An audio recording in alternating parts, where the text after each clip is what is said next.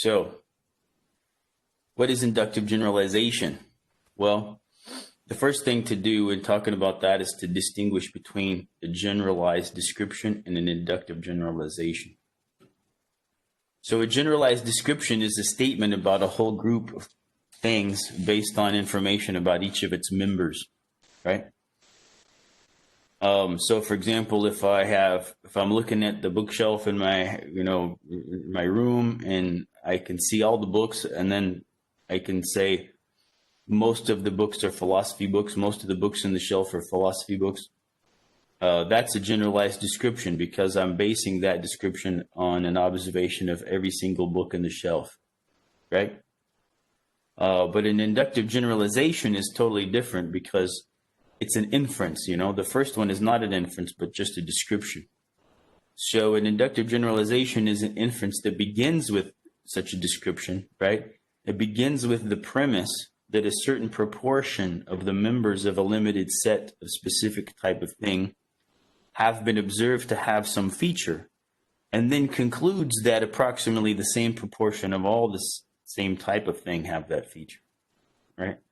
So then imagine that there's kind of a library or a, big bookstore, and there's like lots of shelves of books. And if I look at one shelf and I see most of the books in that shelf are philosophy books, and then conclude that most of the books in this whole bookstore are philosophy books, that would be an inductive generalization, right?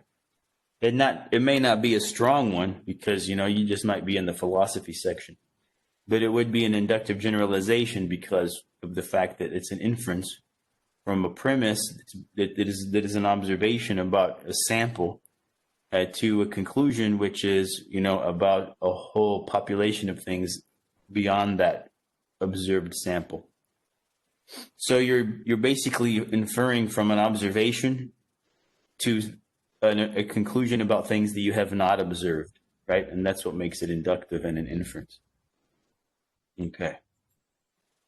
So this is the form of the inductive generalization. It's a very specific kind of inference, and so understanding it in terms of a specific kind of form is the clearest way. And they always have this form. So there's a premise that will say something like X% of the observed T-type things have feature F, right? So all these are variables. It could be any percentage of, an observed sample of some type of thing having some feature, right? And then we conclude that the same percentage of all that type of thing have the same feature. So here's the example that we give in the book. If I have an observation that 67% of 100 observed residents of Hafiz are able to recite Surah Yasin, and then conclude that 67% of all residents of Hafiz are able to recite Surah Yasin, that would be an inductive inference, right? An example of an inductive generalization, right? So here we have certain specific elements that we have to identify, right? The type and the feature and some other things. So we're going to go through that here. We're going to start with 3, the type, token, and definitive feature.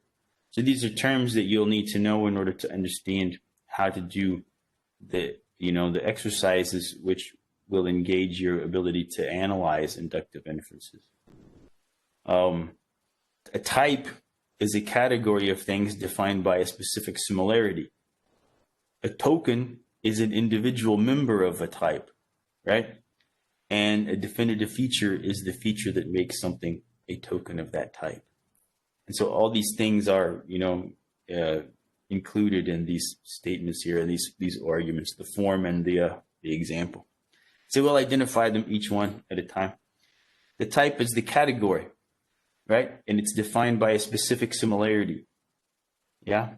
So when I talk about a T-type thing, I'm talking about a category, right? That's the variable of the category. So that's the type in the form of the inductive generalization. Of course, it has to be defined, right? So in order to know what type it is, we have to define it, and that's where the specific similarity comes in, right? A category is defined by a similarity that all the members of that category have. Yeah. So, for example, the category butterflies is defined by being a butterfly, and that tells you what are the butterflies and what are not, right? So they're all similar. All the members of the category butterfly are similar in as much as they are being butterflies, yeah? In this case, right, the category is residents of Hafiz, and that's the specific similarity. All the members of that category, that is to say, what is the argument about? What are we talking about here, right? Well, they're going to be in the category based on the fact that they live in Hafiz, right? So we have a category of things defined by a specific similarity. And the type then has always got to be a part of the inductive generalization. You always have to be able to identify the type and make sure that the type is the same in the premises and the conclusion. Because if we start with a premise talking about one type of thing, and then we make our conclusion about a different type of thing, it's all gone wrong, right? I mean, there's no relevance between the two. Okay. A token is an individual member of a type, right? And, well, those are the things, yeah? T-type things. Obviously, we're talking about some things, not just the category, but the members of the category. Because we're talking about a proportion. How many, right, of the T-type things have the feature? So in this case, it's the residents, okay? So these are just, it's simple, but these are the terms we'll use so that when you use these terms to discuss the form and of an inductive generalization and analyze a particular one, you'll know what we're asking. Like if I ask you, what's the type, for example, yeah? Token's not going to be that important. But type is important. And then the definitive feature, the feature that makes something a token of that type, right? The definitive feature is that in virtue of which an individual thing is a member of that, right? So a resident of Hafiz is a resident of Hafiz by fact of living in that town, right? Okay. Now, when we talk about the definitive feature, it's this, right? Residents of Hafiz. Yeah, that they live there, okay? This says feature over here, but that's not the feature we're talking about. Yeah, not this one. This is a different feature. The definitive feature is the feature that defines the type, right? Okay, this feature is different. It's called the target feature. The target feature is very important, right? Because the target feature is the feature that is the center of the inductive generalization. It's the center of the argument, right? Here, right, it's that we want to know how many of all residents of Hafiz are able to recite Surah Yasin. Yeah, it's exactly that feature that the argument is about. Yeah, when it's assigning a certain proportion of that feature to the residents on the basis of the observation. So we'll define it this way. The target feature is the feature that a specific proportion of a limited set of tokens of a type have been observed to have, and that approximately the same proportion of all the tokens of that type are inferred to have on the basis of that observation, right? So that's the target feature, right? So here in the form, it's the feature that we're saying, yeah, the type, that a certain proportion of the members of the type have. And in this case, specifically, that's Surah Yasin, ability to recite Surah Yasin, right? Okay. So now we have to talk about sample and population. The sample is the limited set of tokens of the type that have been observed to have the target feature, and the population is the set of all tokens the type the argument is about, right? So this argument is about all the residents of Hafiz. It's telling us in the conclusion that, you know, in this case, it was 67% of them are able to recite Surah Yasin. Why do they say so? Because 67% of the sample were able to recite it. The sample here is 100 observed residents, and the population is all the residents. So it's really important to be able to identify the sample and the population in an inductive generalization, because the whole evaluation of the argument, as we're going to see, will depend on how closely the sample resembles the population. For example, they have to be of the same type, right? But there are other aspects of resemblance and, let's say, we call it representativeness of the sample to the population that we have to look at as well, right? Okay. So that's what we're going to talk about now when we talk about how to evaluate inductive generalization. Right. So in any case, whenever we are going to evaluate arguments, we have to, ask two questions. Are the premises true? And the second question, are the premises appropriately related to the conclusion? For inductive generalizations, this means asking this question: is the sample representative of the population? Which basically means to say, or it means to ask, is the sample similar to the population in ways that make it probable that members of the population have the target feature in roughly the same proportion that members of the sample do? So, for example, are the 100 sampled residents of Hafiz similar to the total population of Hafiz in ways that make it probable that the percentage of the total population that can recite Yasin is roughly the same as percentage of the sample who can, right? So, for example, like, maybe Hafiz is actually a Christian city or something, or a city full of, non-Muslims, and there's just one neighborhood where some Muslims live, and they're a small minority there. And if the sampled residents all came from that one neighborhood, right, then we would have reason to believe that the sample is not similar to the population, right? So if the sample is like 90% Muslims, but the population of the city is 10% Muslims, then the fact that 67% of the people in the sample can recite Surah Yasin is not, is not really a strong evidence that that same percentage of the whole population can, because of this important difference between the two. So we're going to see later different kinds of failures of representation between the sample and the population, and how people can, researchers or inductive reasoners in general, can mitigate those. Yeah. Okay. One is the sample size. So in general, the larger sample that you have, the stronger the argument, right? I mean, if there were 100 people in the village and the sample is 100 people, then the sample and the and the total population are exactly the same. So it's going to be with 100% certainty that if 67% of them can recite Yasin, then 60% of the whole population can, because the population and the sample are the same. But that's not an inductive generalization then, right? And it's only an inductive generalization if the sample is different from the population, yeah? And obviously, if the sample is larger in relation to the population, then the probability that the sample is going to be representative or resemble the population is higher. Whereas if the sample is a lot smaller, right, than the population, then the probability that it will be resembling the population is lower, and then the weaker the evidence.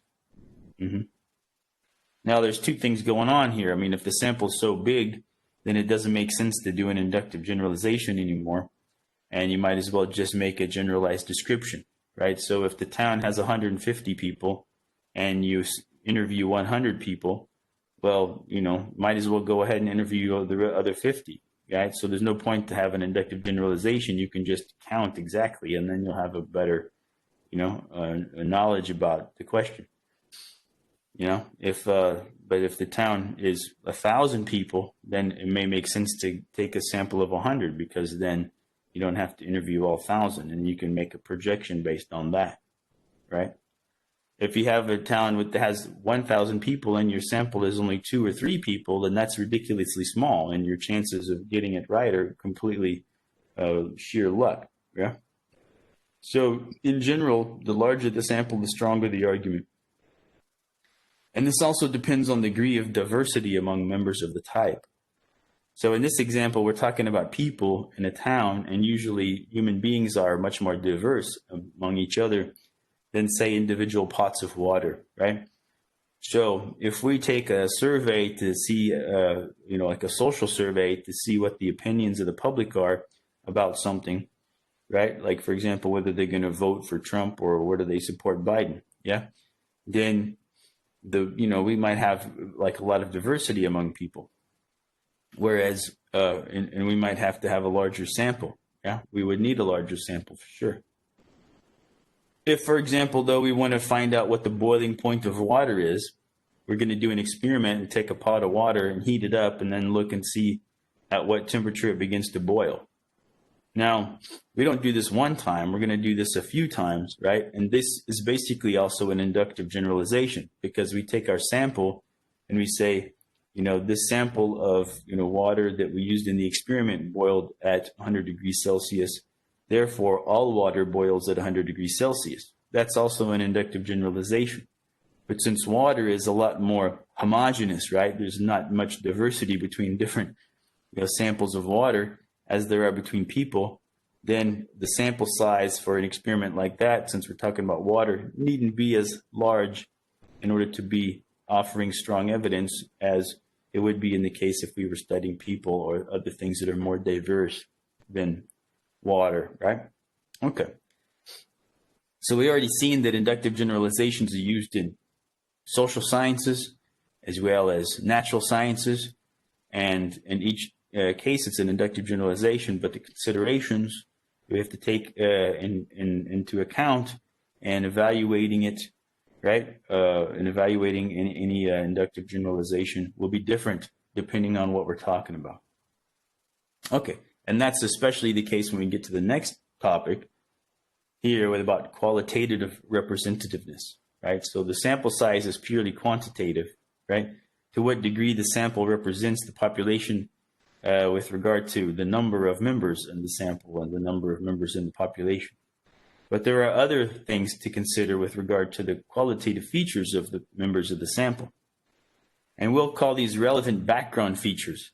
Those are features of a token other than the type that may affect the probability that it has the target feature. So if you go back to Hafiz, right, the type is that, we're talking about residents of Hafiz. So obviously all the members of the sample have to be residents of Hafiz if the conclusion of the argument is going to be about residents of Hafiz, right? It wouldn't make sense to say 67% of the people who live in New York City can recite Surah Yasin. Therefore, 67% of the residents of Hafiz can, because this, the samples from New York, it's a totally different type. Now, even if it's the same type, there may be difference, and we already sort of discussed one of the ways in which it might differ. So the sample may be taken from a certain neighborhood where everybody's Muslim, or maybe where everybody's not Muslim or something, and that neighborhood may be different from the rest of the town. So the part of Hafiz you're from, right, is maybe a relevant background feature, right? That's to say it's a feature that affects the probability that the population has the target feature in the same proportion. Yeah. So we can also look at other factors like the type of education the person has. So if a person never went to school, or if a person went to a secular school, or if a person went to a religious school, this may affect and be relevant to the probability that she can recite Surah Yasin, right?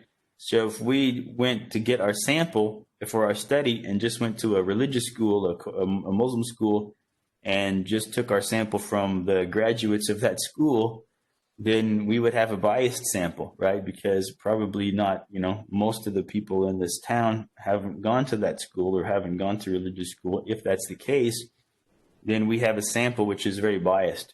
In other words, it seems very probable that a higher proportion of the people in that sample will be able to recite the surah than the general population, right?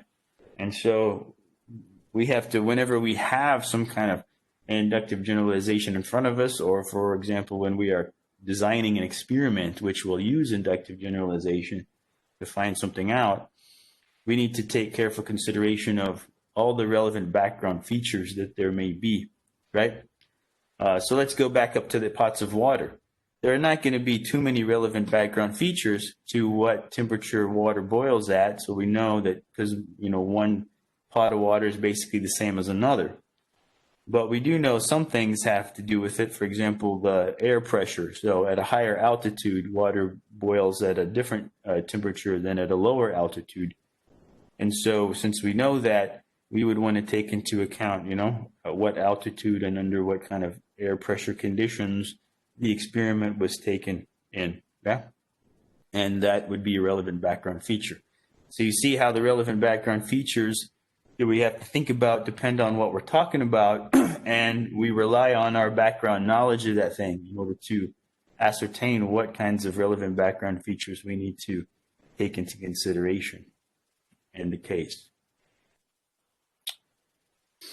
Okay, so, and those are things that we'll take, taking those into consideration, that's information we can use when we employ stratification, which we're going to talk about momentarily. First, we'll talk about random sampling. So it's a method. We're talking about methods now for making sure or trying to ensure that our sample is more likely to be similar to the population, right? And random sampling is one way. So random sampling is just a way to sort of randomly select members of the sample so as to avoid in any kind of hidden bias in the sample, right? So, for example, now if I'm looking for people to interview in the Hafiz experiment to find out how many people in Hafiz can recite Surah Yasin, and I just go straight to the, I mean, maybe I just happen to be on the corner where the religious school is, and I just go and start, asking the first people I see, right? And it may be the case because I'm starting in that way that the first people I see are mostly people who went to that religious school. And then I'll end up with a biased sample, right? Because I'm not really careful about how I'm selecting the members of the sample. But if I took the phone book of Hafiz, for example, and used some kind of computer program to select 100 phone numbers from the phone book of Hafiz and then just call those people up, and then it's a way to ensure that, the people I interview aren't just the people that happen to be nearby in the place where I am, or, or in some other way, factors which I'm not controlling for determine who I'm actually including in the sample, right? Now, the problem is that sometimes apparently random techniques can have hidden biases.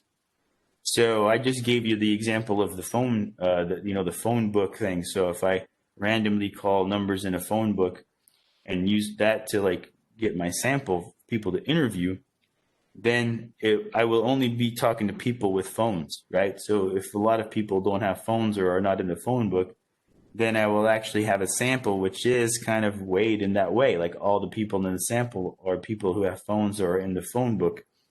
That might be relevant to the kind of education they have, or to the, in this case, the probability that they can recite Surah Yasin, yeah? Or maybe people who are in the phone book and have a phone are less likely because they spend more of their time on the phone and they don't spend a lot of time memorizing Quran, right? It could go either way. In any case, there's a possible way in which, what I think is a random technique might have a hidden bias. Internet surveys are like that. So if you take an internet survey and it seems random because basically the people who are, the people in the sample are going to be whoever actually decides to respond to your survey, right? But those are the people who, for one, have access to the internet, and secondly, feel like it's worth taking the time out to respond to an internet survey. So you're already going to get a certain kind of person in your sample who may not represent the whole population, right? And that's because the representativeness is left to a degree of chance also in the case of random sampling. Stratification is a way that we can take a greater degree of control over the actual nature of the sample. And to stratify is just to rig the sample so that the proportion of its members with the relevant background feature matches the proportion of the population with that feature. So if I decide on the basis of background information that, for example, I know that only maybe 30% of the city is Muslim, and I want to know what percentage of the whole city can recite Surah Yasin, it seems like that's a good reason to make sure that only 30% of the sample is Muslim, right? Or if I think that educational background is important for that question, and then I would, I could sort of break it down. So if I know that the whole city of Hafiz, 50% have completed primary school, 70% went up to secondary school, and that kind of thing. So then I can make sure that this sample matches, right? And according to those parameters, I can make sure that my sample has 50% of people who went only to primary school, 20% who went up to secondary school, and 20% who went up to university, right? So you can do this with a variety of background conditions, right? So, and you can combine it with random sampling. So there's no sort of natural limit or logical limit anyway to how many kinds of background features you can sort of control for, as we might say, when we stratify the sample, right? But the natural condition is that you have to have the reliable information about the proportion of the population with that background feature, right?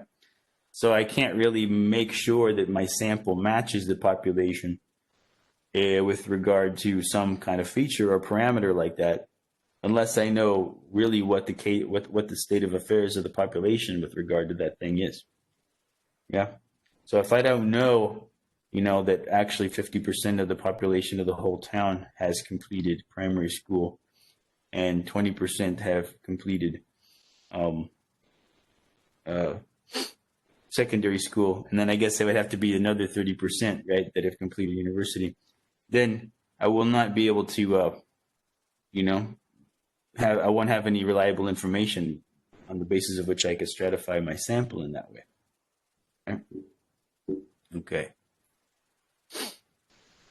Right, so we talked about natural science and controlled experiments, right? And those are also almost always deploy an inductive generalization to arrive at their conclusion, because the aim of them is to use the observed result, right? The observation of the experiment to draw a conclusion about everything of that type, as we said in the case of example of the boiling point of water, right?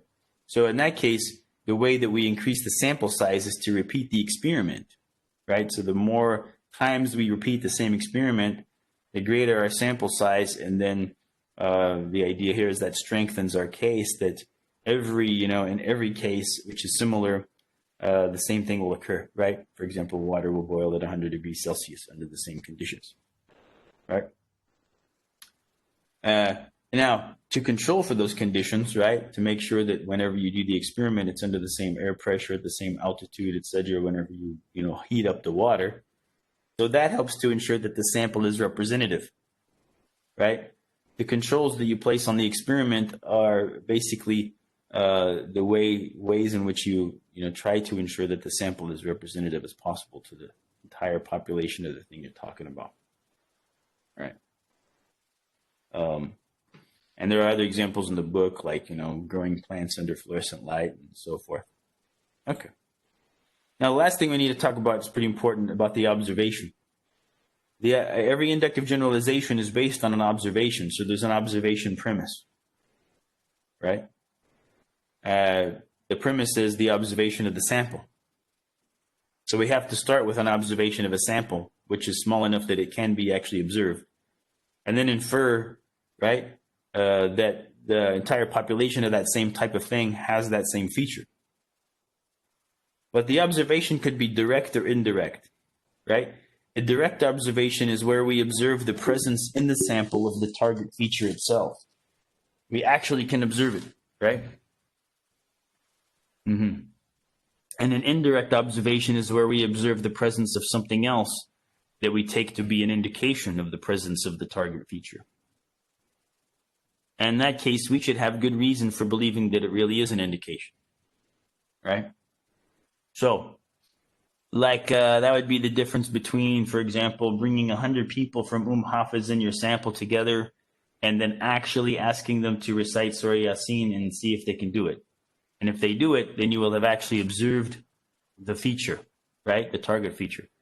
On the other hand, if you just give them a survey and ask them, can you recite Surah Yasin, and they either report yes or no, then that's an indirect observation because you haven't really heard them recite it, but you are asking them whether they can, and you're taking their answer to be an indication of whether they can or not.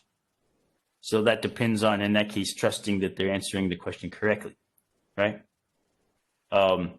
Now, there's other kinds of indirect observations as well. So, for example, in physics, they have a cloud chamber, and they use the cloud chamber to detect electrons, right? So the idea is that when the electron is shot through the cloud chamber, because of the kind of chemical gases that are in there, the electrons will leave a kind of a line, and they see a line, right? Kind of like at the tail of a comet or something, right?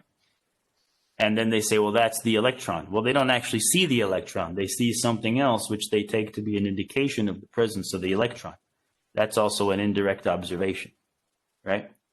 So it's important to distinguish between the two because it really has a lot to do with the strength and evaluating the strength of the inductive generalization, right? Because if we take if we take ourselves to be observing something indirectly, for example, and we don't really have a good reason to think that what we see is an indication of what we think we see, then it would be a mistake, right? Yeah.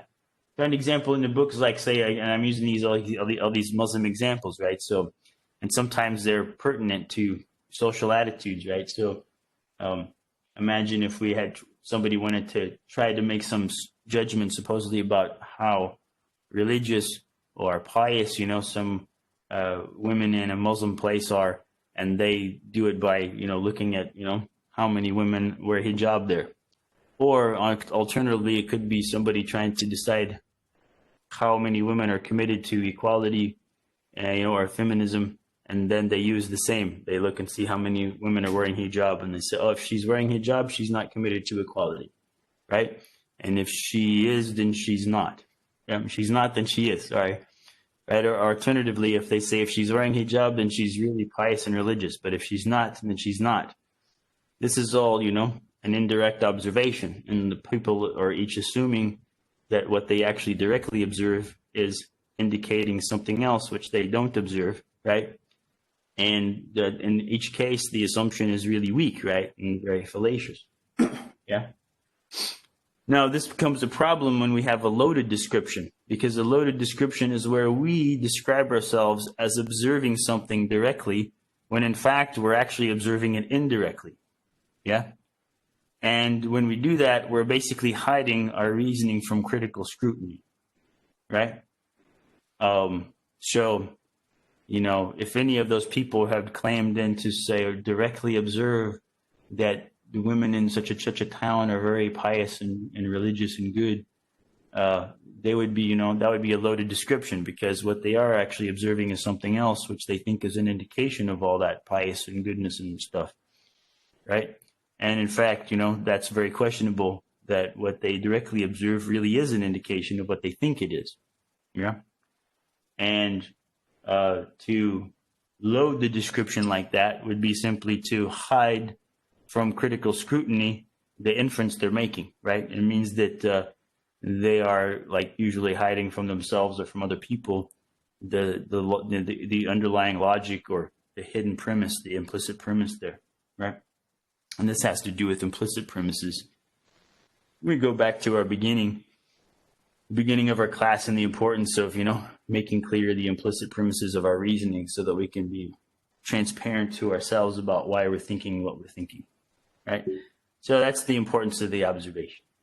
Okay, so that's it for the basic concepts of inductive generalization. And now we can go on to try one of the exercises, and we will use these concepts to do that.